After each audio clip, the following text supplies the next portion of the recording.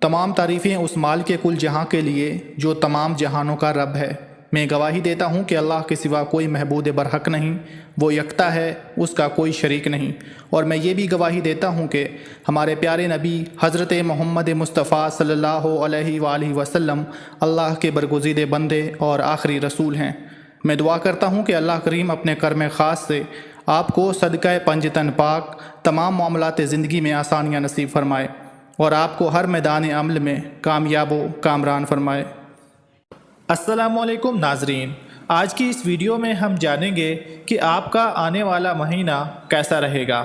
اس مہینے میں آپ کے ذائچے کے مختلف گھروں میں کیسی تبدیلیاں پیدا ہونے والی ہیں، کون سے شعبے آپ کے لیے فائدہ مند رہیں گے، آپ کو ترقی کرنے اور آگے بڑھنے کے لیے کیسے مواقع میسر آئیں گے، کیریئر، تعلیم، محبت، رومانس، شادی شدہ ازدواجی زندگی کے حوالے سے، قانونی معلومات، آپ کی صحت اور دولت کے حوالے سے اس مہینے میں آپ کیسی تبدیلیوں کا سامنا کر سکتے ہیں۔ ہم اسٹرالوجی کو بنیاد بنا کر آپ کو سب چیزوں سے آگاہ کریں گے، کیونکہ اسٹرالوجی ایک ایسا دلچسپ اور آسان علم ہے کہ جس کی مدد سے کسی کی شخصیت کے مختلف پہلوؤں کے بارے میں جانا جا سکتا ہے۔ بات کرتے ہیں اسٹار ویرگو یعنی برج سنبلا کی کہ اس برج کے حاملین کا آئندہ ماہ کیسا گزرے گا۔ تو ناظرین، آپ کا چوتھا یعنی گھریلو امور کا خانہ اس ماہ بھی بھرپور قوت میں ہے۔ آپ کی توجہ کا زیادہ تر حصہ انہی پر مرکوز ہونا چاہیے۔ کیریئر کو اس وقت کافی حد تک نظر انداز کیا جا سکتا ہے۔ چوتھا خانہ آپ کے ذائچے کا سب سے زیریں خانہ ہے۔ یوں سمجھ لیجئے کہ آپ کے ذائچے میں رات کے سب سے سیاہ حصے یعنی آدھی رات کی نمائندگی کرتا ہے۔ اس وقت جسم ساکت ہو جاتا ہے لیکن اندرون خانہ بہت کچھ ہو رہا ہوتا ہے۔ آپ کے جسم کی تھکان اتر رہی ہوتی ہے، ضروری حصوں کی مرمت کی جا رہی ہوتی ہے، آپ کو اگلے دن کی بھاگ دوڑ کے لیے تیار کیا جا رہا ہوتا ہے۔ اس وقت آپ کے جتنے بھی اہداف ہوتے ہیں ان کی طرف آپ باطنی طور پر پیش قدمی کر رہے ہوتے ہیں، ان کے بارے میں منصوبہ بندی کرتے ہیں، خواب دیکھتے ہیں اور پھر ان خوابوں کو حقیقت کا روپ دینے کے طریقے سوچتے ہیں۔ اس وقت آپ کیسے دکھائی دیتے ہیں یا آپ کے موجودہ حالات کیا ہیں، ان باتوں کو نظر انداز کر دیجئے۔ یہ دیکھیے کہ آپ کیسے بننا چاہتے ہیں اور کہاں پہنچنا چاہتے ہیں۔ اس روپ اور اس مقام کو زیادہ سے زیادہ محسوس کیجئے۔ فارغ وقت میں یہ عمل ہر رات دہرائیے۔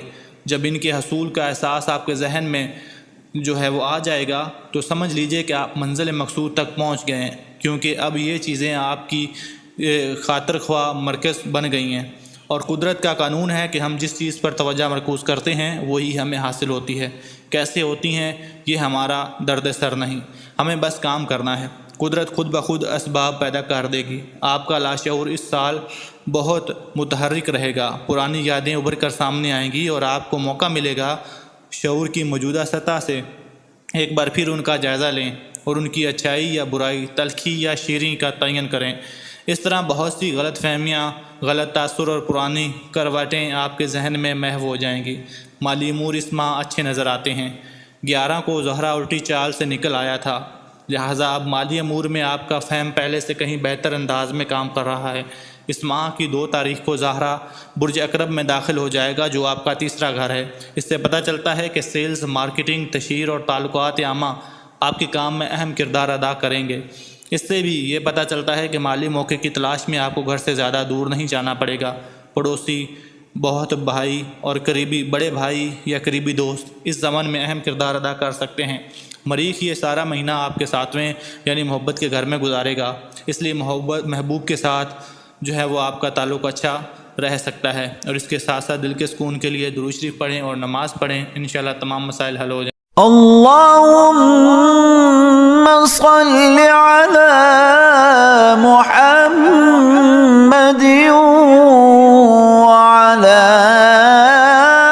آل محمد كما صليت على إبراهيم وعلى آل إبراهيم إنك حميد مجيد اللهم بارك على محمد وعلى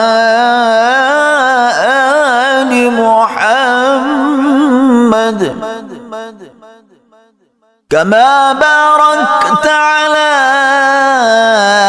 إبراهيم وعلى آل إبراهيم إنك حميد مجيد.